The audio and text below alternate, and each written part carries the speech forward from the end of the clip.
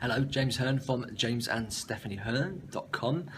Today my subject is on sleep and the importance of it.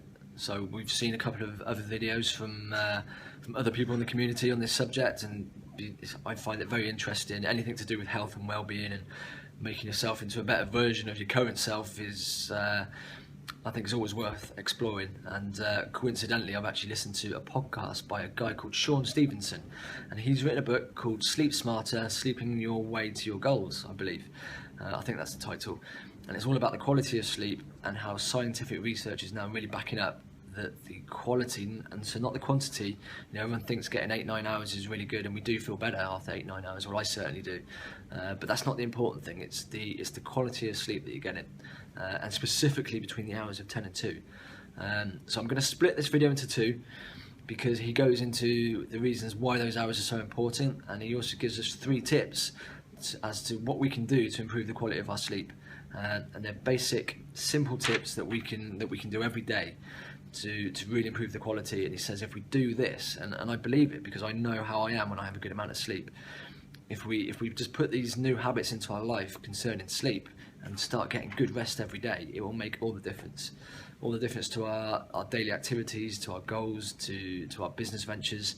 And the reason for that is the following. He cited 2 scientific studies that has been done recently, and they were both concerning sleep deprivation.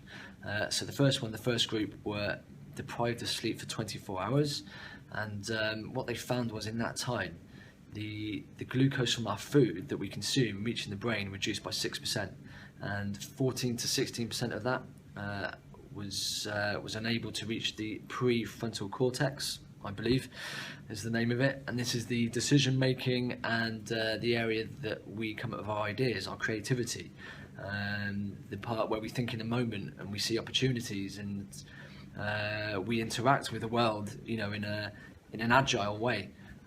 But that significantly reduces when it's not being fed by glucose, and sleep deprivation will do that. It will prevent glucose reaching that really important part of the brain. So we become less effective, less efficient, less productive. So we're not operating as the best version of ourselves. So he also said that if you're concerned, like a lot of people are, about eating well and good diets, you're actually putting your willpower up against evolutionary biology. If you're depriving yourself of sleep, and the reason for this is because your brain is being starved of the glucose that it needs. All your good eating habits in the day can be compromised at night time, because your brain, by the biological evolution over thousands of years, will start to crave that glucose to replace it. So for your brain to operate at maximum capacity, it will start to tell your body and send signals that you need glucose. And at that time of night, it will just start impulsing you against all your strength and willpower to go off and find stodgy carbohydrates, so salty snacks, sugary snacks, anything just to replace that glucose that it's lost. So to make things easier on yourself, and to make and not to have to put so much willpower into eating well and living well, just getting a good amount of sleep and getting it at the right times and improving the overall quality of your sleep means your brain is able to absorb all the glucose that is put into the body and is able to operate correctly, so you don't start to crave those foods that you're cutting out from your life. So I thought that was really interesting. And the other one was just a shorter study. They took a group of doctors, again sleep deprived them for 24 hours, and just before they deprived them, they did a set amount of tasks. They sleep deprived them, they did the same tasks again, and they found that they made up to 20% more mistakes, and they took 14 times longer to do it. So they ate the same foods.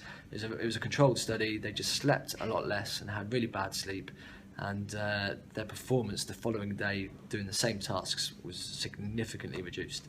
And I know this is information that we all know. We all know that when we get good sleep, we're much more on it the next day. We're much more agile and urgent, and sort of plugged in and coming up with good opportunities, or meeting opportunities with good ideas, and much more flexible.